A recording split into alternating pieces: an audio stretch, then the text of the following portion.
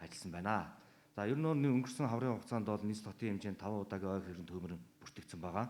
За энэ 5 удаагийн ойг хэрэн төмөрийн одоо энэ хохирлыг үнэлэх энэ ажлыг бол Чингэлтэй болон хаан улд үүрэг дээр бол комисс гараад за төмөрийн одоо энэ хохирлын үнэлгээг бол одоо гаргасан байна. Өнөөдрийн байдлаар энэ үнэлгээ бол гаргадаг хийгээд явж байна. Бусад үүргүүдээр бол ажлын хэсэг гарцсан. За энэ хугацаанд бас энэ үйл ажиллагаа зохион байгуулагдаад ажиллаж байгаа. За нийслэлийн онцгой комиссоос бол энэ COVID-19 буюу одоо коронавирус цар тахлын халдвар төвчнөөс өрсөн сэргийлэх чиглэлээр мөн одоо энэ гэрийн ажилтнанд байгаа иргэдийг бас хянах үйл ажиллагаанд холбогдох мэргэжлийн байгууллагыг уялдуулан зохицуулж мэргэжил арга зүгээр хангаж ажиллаж байна. За мөн одоо энэ 9 дүүргийн хэмжээнд байгаа шуурхай штабын үйл ажиллагааг өдөртмөр одоо мэдээлэлээр хангаж за авч хэрэгжүүлсэн арга хэмжээг бол за бид холбогдох одоо дээд байгууллагууд руу бол өдөр болгон мэдээллийг бол танилцуулж ингэж ажиллаж байгаа. За ер нь бол төмөрийн цаг агарын байгууллагаас гарсан мэдээгээр бол энэ хаврын хуурайлтын зэрэг бол харьцангуйгээр бол одоо багасж байгаа. За төмөрийн одоо нэн аюултай зэрэгээс бол багасж одоо аюултай зэрэгт хүрсэн байгаа. Тэгэхээр ер нь бол сая хэллээ хуулиараа бол 3 сарын 20-оос 6 сарын 10 өдрүүд бол иргэд бол ногоон бүсэд орчихыг бол хориглосон байдаг. За энэ хуулийн хүрээнд бол одоо үйл ажиллагаа бол бас явагдаж байгаа гэдгийг бас манай иргэд маань анхаарах хэрэгтэй.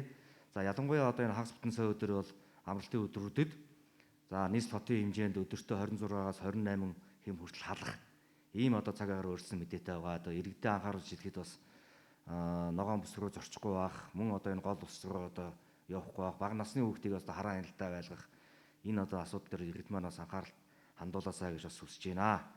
За нийслэлийн засаг даргын захирамжаар за 6 сарын 10-наас 9 сарын 15-ны өдөр хүртэлх хугацаанд гол одоо усны аюулаас өрсөн сэргийлэх чиглэлээр бас бид хөдөлгөөний тэргүүлийг бол ажилуулгаар төлөвлөж ажиллаж байгаа.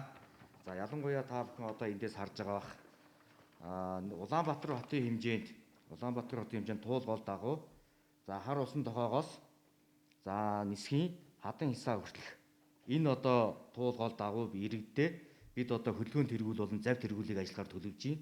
За энэ дээр бол одоо нийслэлийн онцгой байдлын газар, за нийслэлийн цагдаагийн удирдах газар, нийслэлийн гэр бүл хүүхд хөгжлийн газраас бол хамтарсан энэ хөдөлгөөний тэргүүл бол энэ хугацаанд ажиллана.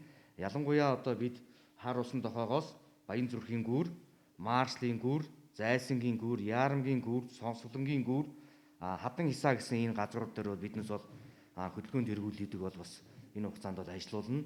За яг энэ одоо энэ туул гол дагуу чиглэлд бол нийслэлийн аврах ханг 105-аас 2 хэсэгт хуваагдаад за зав тэргүүл ажиллаж одоо энд бас аял зугаалгаар явж байгаа иргэддээ бас өрсөн сэргийлэх сэрэмжлүүлгийг өгнө.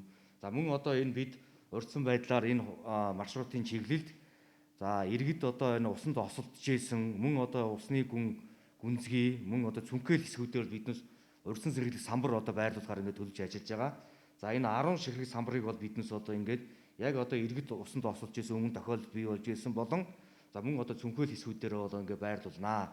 Тэгэхээр иргэддээ бас анхааруулж хэлэхэд бас яг энэ хугацаанд ялангуяа одоо энэ хит халдтай өдрүүдэд туул гол дагуу болон хэрлэн тэрж гол дагуу бас энэ аюулгүй байх, бага насны хүүхдийг бас хараа хяналтгүй бас энэ хугацаанд дагуулж явахгүй байхыг бас анхааруулж хэлье.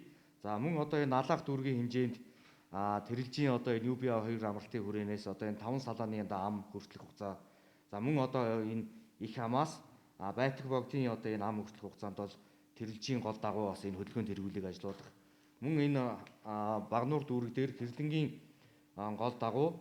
За мөн одоо энэ хэрлэнгийн гол дивизийн гармаас хэрлэнгийн гүүр гэсэн энэ хугацаанд одоо 25 км-ийн энэ хугацаанд бол мөн хөдөлгөөнд болон зав тэргүүдийг бас холбогдох мэргэжлийн байгууллагуудыг оролцуулан ингэж ажиллуулахаар бас ингэ төлөвлөж ажиллаж байгаа. За ер нь бол иргэддээ бас анхааруулж хэлэхэд ялангуяа одоо энэ халууны улирал, дулааны улирал эхэлж байгаа холбоотой иргэд маань бас гадуур явахдаа амны хаалт бас зүүхгүй байх. Мөн одоо энэ хоорондоо бас гар барих энэ асуудал бол одоо ихээр ажиллагдж байгаа. Мэргэжлийн байгууллагуудаас бол одоо энэ иргэдийн бас энэ холдор түвшнээс өрсөн сэргийлэхээр зөвлөмж мэдээлэл хүргэж байгаа. Ялангуяа энэ эрүүл мэндийн байгууллагаас гарч байгаа зөвлөмжийг бас иргэд маань бас сахиж мөрдөж одоо байх нь зайлшгүй шаардлагатай байна гэдгийг бас анхааруулж хэлье. За ингээд өнөөдрийн хэвлэлийн хурал ингээд дууслаа. Анхаарал тавьсан баярлалаа.